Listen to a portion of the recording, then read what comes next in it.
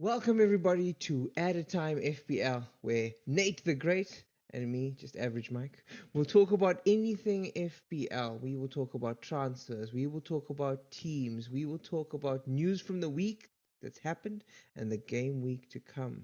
And we'll discuss what's the best move for you in the next game week. Nate, how are we doing this week? Is it very good? Well, me not too great because of the team that we'll discuss shortly. Oh But dear. all in all, it's fine. You know what? You lose pole position every now and then. It's okay. It's not about the short term. It's about the long term. You know how it is with these type of things. It's a marathon, my It's a friend. very, very long marathon. Also, before we jump into it, thank you guys so much for listening and subscribing. We're currently sitting on 29. So we do appreciate you. If we can get 30 by the end of the year, that would be lekker. It would be quite nice. But if we don't, it's fine. We're still going to do it anyway. This is the 20th week for Gameweek 20. 20 weeks in a row. We have not missed a single week. I think we give ourselves a round of applause for that because that's quite an achievement. But yeah, let's dive into today's episode. Let's talk about Fantasy Premier League football. So as I alluded to earlier, my team was not too great. I got a whopping score of 37 points, everybody. It's crazy. Got to watch out. Nate the Great is coming for you. Mike, what did you end up with? You did something very interesting that we'll touch on now. I ended with 50 points, which could have been 60 points, but 50 points is a respectable. When you look at the grand scheme of things, the average points for this game week, yeah, it's 30, 38 is the 38 is the average points for this game week. So to get 50 points in a game week where everybody else did relatively poorly is Good. actually pretty cool. So I'm okay. I'm okay. I know Nate was very upset with his captain choice not coming through. Mike, why did you get Mike? Why did you get 50 points, Mike? So here's what happened. We spoke last week about who to captain, and we came up with this idea that Salah was the safe choice, but Trent Alexander-Arnold was the unsafe safe choice, if that makes sense. Almost a consistently kind of safe but risky kind of captain. He's gotten better, and I'm going to be honest with you. The more I watch Trent Alexander-Arnold play, the more I think he's not worth 8+ million in my team because he's so defensive. He's not doing any attacking. He's playing like a mature player who's holding back, and he's only coming back sparingly. The positives about Trent is he's on free kicks. He's on corners. Yeah, okay? set pieces. If Virgil van Dijk is going to score a header, it's coming off Trent's foot. Yeah. Okay? Yeah. He does take a shot from the box, so he gets up as a box-to-box player almost, and he gets a shot off at the edge of the box now and then. So he's not the worst pick, but for 8+ million, 8.4, I think. Yeah, it's a lot of money to invest in a player who's not the flying wingback he was of yesteryear. However, Salah, I was hesitant about Salah because of this. If you're going to another big tournament coming up, is there an element of holding back? Yeah, you don't want to get yourself injured, maybe, or you don't want to try too hard because you don't want to, risk Salah's something. mind maybe in Egypt already, and you can't blame a player for knowing that he's got his eye on this big tournament coming up where your whole country is rooting for you, right? He's a symbol of his country. Yeah. So he's the Egyptian god. You can't. So that is why I was hesitant about that, and it kind of worked out in favor because Trent got a clean sheet and Trent got bonus points. He got all 3 bonus points. I alluded to this on the podcast, which I need to start taking my own advice. But I was like, Liverpool will probably keep a clean sheet, and a clean sheet for a defender is worth the same amount as an assist for a midfielder. So at the very least, you get points for Trent. Then he goes ahead and gets some bonus points because he, like you say, he's not the most flamboyant defender, but he's stern, he's there, he's got the person in the pocket. You'll get the points because he plays well defensively. You got the bonus points, and it's unfortunate you got the yellow card because you could have been sitting with more. But I mean, you take what you take. The game's the game, and you just don't get upset. You got 16 points for Trent, so there you go. Every single corner, I saw points. Every single corner Trent took, I just saw points, and they didn't come, but I just knew that it was going to be a good idea for points. Do you think that we all know Kieran Trippier is? I called him Kevin because I don't know what his name is anymore because he's playing so badly. It could be Kevin for all I care. He's playing so badly now. Do you think one with funds, myself, do you think they make the move to Trent? Would you I make that do, call? I do, and I'll tell you why I say that. Not only are their fixtures decent, okay, but everyone is starting to bring him in as well. But here's also Trent the now, yeah, thing: yeah. what is the impact of Salah leaving on Liverpool? Does that force Trent on the right, because Salah plays right To wing? play wider, Does that yeah. play more attacking to fill the void left Mm, by Salah? I know they've got other forward players, but is that a switch in their mentality? It's something to watch and see mm. what a Liverpool team without Trent plays like. However, if we're saying he's a potentially stable captain choice in a world without Salah and a world without Son, I think you should be bringing him in. I think if you have the money and the money, because you said, I know you particularly are sitting on Haaland money that you were waiting, Yeah, and I that had money the is going funds to to make. waste right Yeah. now. Well, my plan was to because the funds that for Haaland was going to come from a Trippier and Archer was going to come out for Haaland and someone else. The people that are looking at were in the 4.1, 4.5 kind of region. So, but I said this to you before we started the pod that Haaland is not playing this week. We don't know how bad the injury actually is because it looks like he might be out for like a few more weeks, 2 or 3 more weeks. Which I want to segue into the fact that Man City might be getting a double game week because of the blank last week, which is something to keep your eye on for Man City assets. Which leads me into another segue of the Messiah that everyone thinks is God's greatest gift to Fantasy Premier League in Julian Alvarez. Who is the most transferred player in this week? Kun Aguero. I mean Alvarez. Sorry. um, Alvarez is the most transferred player in this week, which we all he know went means he he's went gonna up blank. last night, bro. His penalty wasn't even that great. Okay, but if you watch the highlights of that game, he was actually super Yeah, involved. yeah.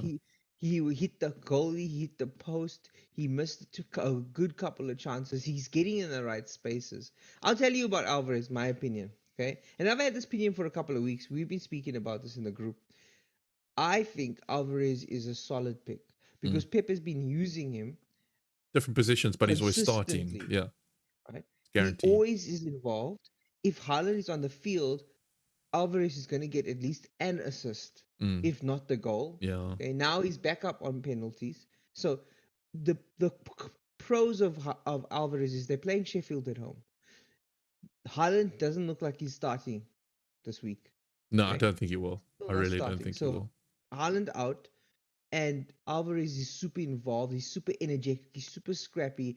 He's one of those scrappy. He's not like a beautiful player. He's not like Bernardo Silva. He's a scrappy hard worker. Mm. Almost doesn't fit into Man City's way of playing, in my opinion. Maybe we But should go he's to so good, Chelsea. right? Yeah, well, he'll destroy there. But the point is, Alvarez is a good pick. He is a good pick, not a Mm. god pick, a good pick. But there are cons. They are Here's the cons. cons. They are Okay, cons. this man has not been resting over the festive season. As soon as Haaland comes back, I fear Pep will Just put bench him. Haaland in his place. Okay. Mm. Number two, Alvarez is only playing consistently with Haaland because KDB is injured. When That KDB link comes up's gone. back, Yeah. You when like you say, KDB is gonna come back and they're gonna get that link back to Holland again. So does that put I would Alvarez? assume KDB just comes in for Alvarez and the team shifts slightly, but But Haaland keeps his is place. it because Alvarez plays 10 when Holland's playing at 9, right? So They kind of he's like a backup second striker, so just behind like a him. Yeah, false you could 9. call him a 10. You can call him a 10 or a 2 up front. Well, with that knowledge, I wanted to say to you that I was considering a move away from Saka to a Man City midfielder in Phil Foden in talks of a potential double game week. Saka has blanked the last 4 game weeks. I know it's depressing. Supposed to be the golden boy of Arsenal. What's going on? It has not been a good 4 weeks for Arsenal. They've drawn 1, lost 2. They only beat Brighton, and in that Brighton game, of which he played 88 minutes, he scored stuff for. Yeah, So I'm just like nervous because they. I know I'm gonna say it, but I'm also gonna say the other thing that you know what I'm gonna say about the Green FDR is that they've got 3 good fixtures coming up, but form is everything, and Phil Foden's in form, so I think when you're looking at FDR, the most important thing is looking at either it's an H or an A. Yeah, And agreed. two of those nice three A's. fixtures are actually away games. And Forest away Nottingham is not Forest, hard. I mean, not easy. Sorry, Forest away isn't yeah, easy. they will shut you out and hit you on the counter and eat you hard. And I think maybe these big footballers are not used to that small stadium. Um, and then there's Fulham, who, Fulham can rock up and score five, or they can rock up and get knocked themselves by Yeah, five. no, So you don't 100%. know, right? And this is away from home. But I personally will stick with Saka until I agree with you that I think this is a good opportunity for you to pull into this into the Foden, especially Yeah, if no one he's in our yeah, group is he's going there. Foden's definitely going to become on one of those players in the next couple of weeks. It might Dude, even the be shot. a Richarlison Did upgrade you to see the Foden. shot he took Yeah, though? He Foden took it from is outside the box. He kept it down. He kept it low out of nowhere, just a rocket. He's just he's he is good. really a good player. Mm. But with Man City, you got to take risks because I've had Foden before, and he won't score, and then the next week he won't play, Yeah, and then Haaland just soaks up the it's ball. weird. I think in this Haalandless City, I would have said yes to Foden. Mm. But I'm worried about when Haaland comes back. Yeah, It's the same thing about Alvarez, right? Is Alvarez the pick? Is Haaland when Haaland comes back? Is Foden the pick when Haaland comes back? Is KDB a pick? The reality is Haaland is the pick, and anybody else you pick outside of that is a slight differential on the City side. yeah, yeah. So yeah, if you guys listening now and or watching the video are thinking about dipping your fingers into some Man City players that you haven't got already for the Sheffield game specifically, I think you could be safe with saying Alvarez or Foden. Um, you'll have to just monitor it though, because like Mike says, Foden is one of those players that can get rested. It's why we don't play Grealish. It's why we don't even talk about him, just because he can get rested. Doku might come back into the picture soon as well. So there's all Yeah, those things to consider. for this game week, we're talking about just game week 20. It's worth it. It's worth a KDB, transfer. Haaland and Doku are both, and Stones are both, all four ruled out from this game, which means that it makes the appeal of Alvarez and Foden for this game week quite good. Hmm. So say that Because again. there's So that list of names that are out for this week are. KDB, Haaland, Doku, and Stones. There you go. So this week is good for one of those two. And I wouldn't be surprised if you went Foden, because if I'm going Alvarez and you going Foden, we're covering for each other. Yeah. But at the same time, we have a differential. So Yeah. one of us is going to end the weekend with a haul, and the other one's going to end the weekend with Very their hand in sad. their heads. Yep. Tears falling between our fingers. So I do want to say also, this is a very important game week, because after this game week, there's 2 weeks of no fantasy Premier League football, no Premier League football, which is a that hurts. long time. I'm going to be bored. What are we going to do? We have to start a Chelsea podcast. We have to see what happens. But that's a long break. The next game after New Year's is going to be on the 13th of January. It's a The while good thing away. is there is some soccer in between. I think there's some cup games. So some people get a rest, but not everybody Chelsea's gets a through rest. to the Carabao Cup. Let's go. We need to win it. This is my only Chelsea plug. Get it out of the podcast now. But yeah, that's true. But that is also a long game week, just by the way. That spans from 13th of Jan to the 22nd of Jan. That's a very long game week. So you really have to think about what you're going to be doing this week. And a lot of people have been like trying to Maybe get they their wild card. Yeah, I'm about to say. This is maybe a good time. We'll have to do a wild for card bit of a draft break. video in this break period. Ooh, it's Yeah. gonna be spicy. We need to. Okay. Extra spicy Nando's, when you get there and you eat that top of the chili. No one wants that lemon and herb stuff there. But Take it away. this is the other thing. Is that I don't know if I want to make a change to my team, because if I'm not planning to play my wild card, as I said earlier, I was trying to bank for Haaland. Maybe I save the transfer and have two. Maybe take a -4 and make 3 transfers next week for the long game week. So that might be the play as well for some people.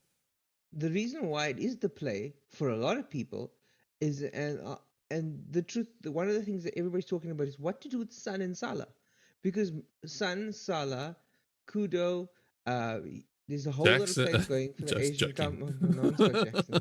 We know what to do with Jackson.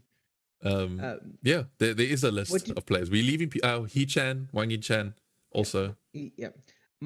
When I'll say Salah and Son are probably the two highest owned players. The people are going to be like, what do we do with them? Yeah. And I was even worried that they would not make this game. Mm. It appears that this game week 20, Salah and Son are still there. Salah and Son are going to start, and after this game week, That's when it's they're gone. time. Yeah. It is Yeah. a risk. There is a chance they can be rested, but both of those teams are in different positions. Spurs need to bounce back from a horrible defeat. And Okay, Liverpool sitting pretty at the top of the table. exactly, and both of them have incentives to make the most of those players. And this game week for New Year's, before they go off, and we relook at FPL in the post in 2024. We Post also the New know, Year. despite Newcastle's form, Klopp's not going to underestimate them. So it might not mean it's a time to rest Salah even then, because it's still Eddie Howe is still a great manager. Newcastle still are a good team. They just hit a bit of a down patch. But maybe this is also the gaming for Newcastle to turn around. The big guns are losing, eh? Yesterday, Spurs and Arsenal lost. Oh, Is it the is it not mid-table going to teams be doing the Lord's work. not going to be a shock for me if Newcastle pull a win over Liverpool? Won't be a And shock, let me but I tell do you put my money something. on Liverpool. I'm going to take out Kieran Trippier, and guess who's going to haul against Liverpool? It's just the way it is. Yep, Kieran Trippier. You heard it here first, ladies and gentlemen. Mark me words. Every season you have a player you bring in and you regret, and it's going to for you this year. It will It's be been Kieran Kevin Trippier. Trippier. Because Kevin. it's Kevin Trippier. He doesn't deserve to be called Kieran anymore. I tell you, it's not all he points. Yeah. I have a question for you. Talk to me. Two of them. We'll start. I want to know who is the obvious captain picks. You know, the normal ones. But secondly, I'm going to ask you, because I don't want you to touch on it yet, in the second part of the question, who are the differential captains? Because lately, differential captains have been a big part of the success of the last couple of game weeks. So start with the obvious captain picks for this week. Who's the obvious big captain picks? The obvious ones, I would say, would be Salah, Son, and I would throw Watkins in there. Okay. Which would be... I'm agree with that. Yeah. But all three of them are playing at home. Agreed. Which is why I think Watkins is a bit of a... I think he's on the line between a differential at this point, but he could haul. So my differential list, I think I only have one, and that's Alvarez. Actually, I think my captain is sitting on Alvarez right now. Well, ladies and gentlemen, you heard it here first. Thank you for watching. I really do think that Alvarez will be the differential pick. My only other one, other than that, would be Jarrod Bowen, just because of the form that he's on. So those are the two differentials and the three main captaincy picks. Can I add Trent as a third differential since it's been working out so well? Only crazy people that don't enjoy themselves hanging out and having holidays crack Captain Trent. Like, don't do it. No, I'm kidding. Even as Pedro Porro, they conceded 4 goals. This guy scored a late assist and he got the 2 bonus points. Yeah, that would have been 10 points. That would have been 10 points if you captained him. Look, I'm going to say it again, and I'm still going to get annoyed if it pays off. But the proof is in the pudding, and it's in the statistics, is that Liverpool don't concede goals. So the likelihood of Trent keeping a clean sheet is very high. And like we said, a clean sheet for a defender is the same, if not more, points than a assist for a midfielder. So, and like we said, it's Newcastle at home at Liverpool, so Klopp's not going to underestimate it. So he might just full on park the bus or play a very defensive game or counter-attack football, which means clean sheets in my eyes. So, who are you leaning towards in captain this week? Mine is Alvarez. My captain is currently sitting on Salah. Okay. He is the safest one, I think, out of all the names we've just mentioned. But it's that one. He might not haul, but he might haul a little bit or not at all. But in my mind, he is. And I am going to err on the side of it may be his last fixture. And he still hasn't scored that 150th goal for Liverpool. So that's what I'm banking on.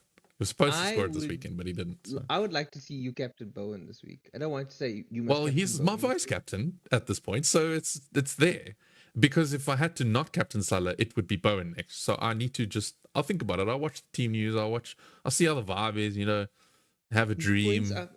His points are consistent, They're high.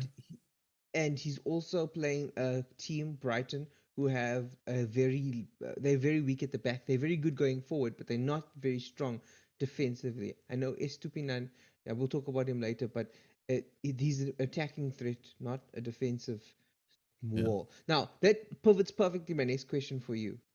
Is Jarrod Bowen essential right now in FPL? 100%. 100%. In his last, I was just about to say, in his last 5 appearances or 5 game weeks, he started all of them and played the full 90 minutes in 4 of them, playing 87 minutes in the 1. So he's always playing. He's got 7-2, which was the blank, and then 8-8-6. That is probably on par to be the highest earning points in the last 5 weeks among midfielders. That is why I've managed to come up so many places in the mini league. I think that you need to own Bowen. We've seen he's the consistent player for West Ham, and if West Ham do it, it's him. I have good news for you and bad news for you. The good news is that you agree with me. The bad news is that you brought him in. Exactly, that is it. And because I brought him in, it's time for him to go down. I'm going to bring in Alvarez. Stuff this stuff. You don't have to. I already got the curse of the most brought in player for Alvarez, but Bowen is essential. Yeah. And if you're looking for where to put him in, where to fit him in, I think the majority of players could look to change Son to Bowen. Especially when the Korea Cup comes. I think that would be a pretty good move.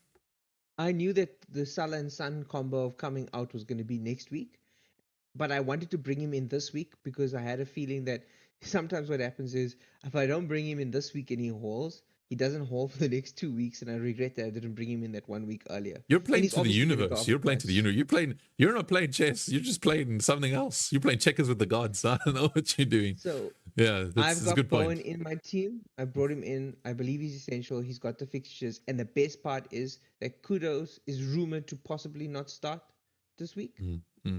And we were always having this debate between Bowen and Kudo.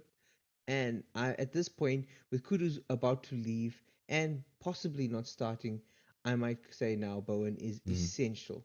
I want to say, just shout out to you. I couldn't remember what game week it was. I think it's 9 for some reason. But you just plug Souček randomly, and he still just delivers on the side.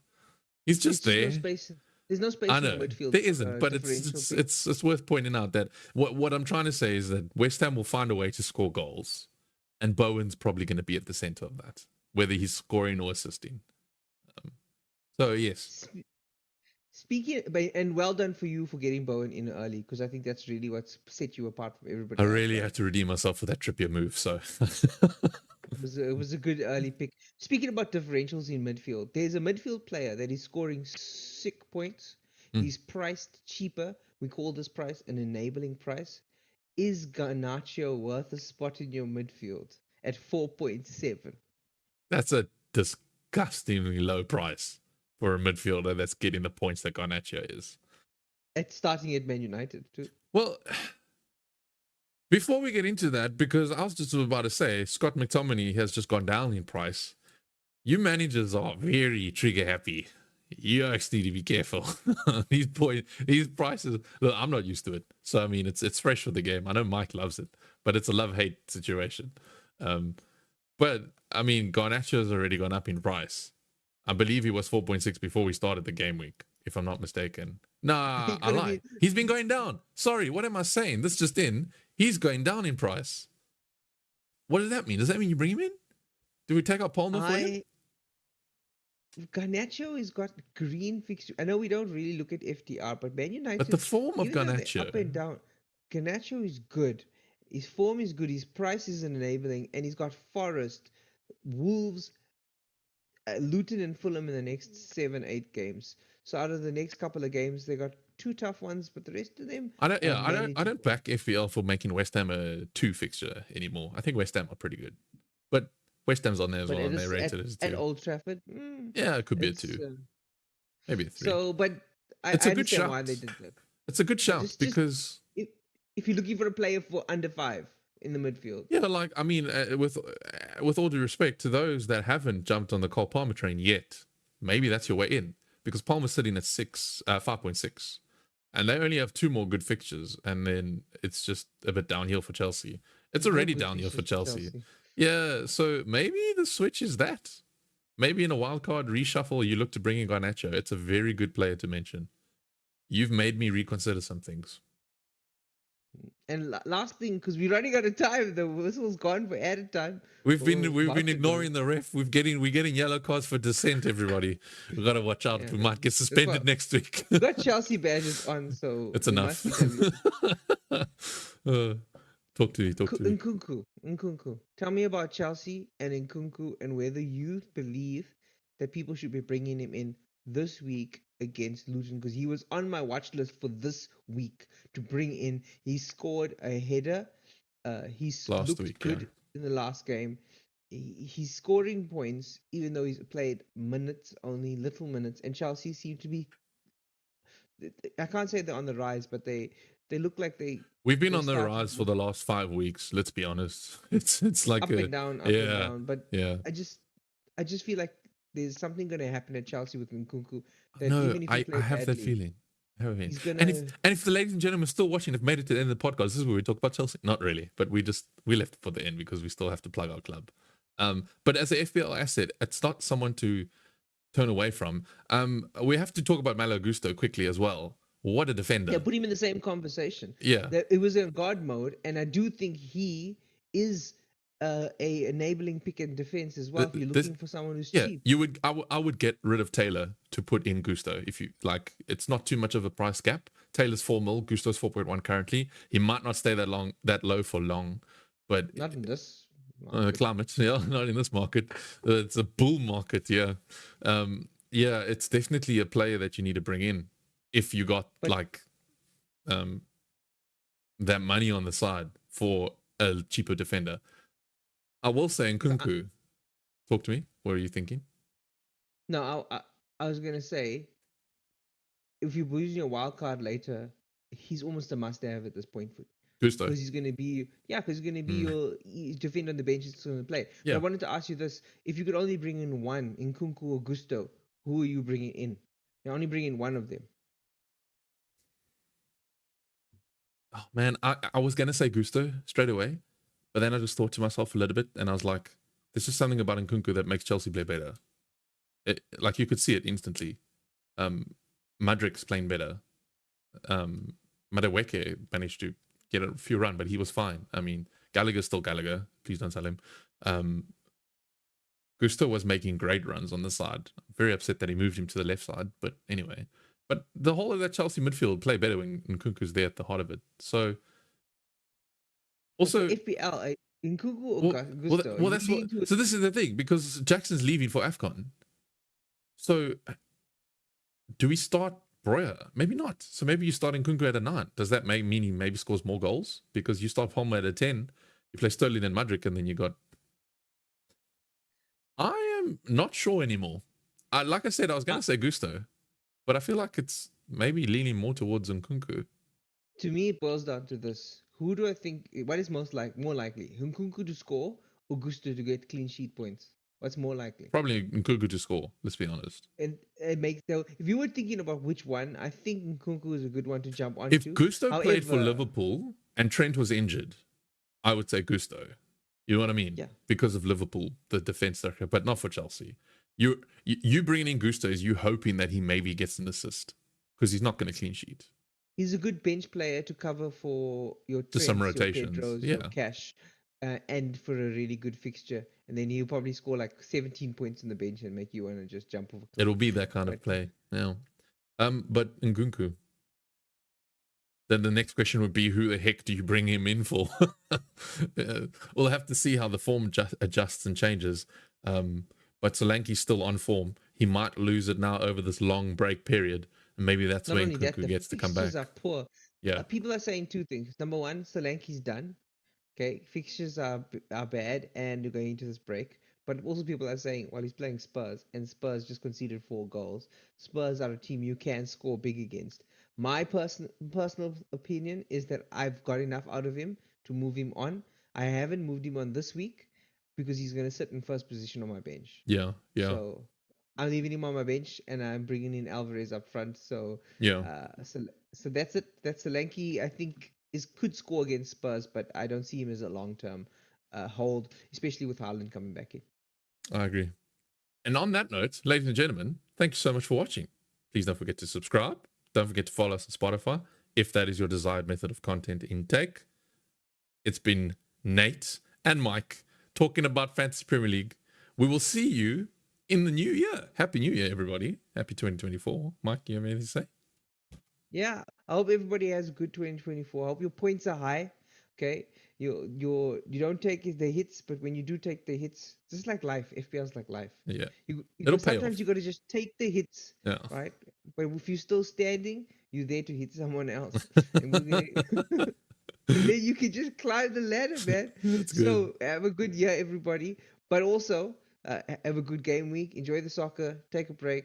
Relax with family. And hopefully, when we come back for the next pod, for the next video, we'll be doing a wild card video, and that's going to be tasty. Yeah, look out for that. Look out for that. Thank you, everybody, for watching. We'll see you again. Cheers.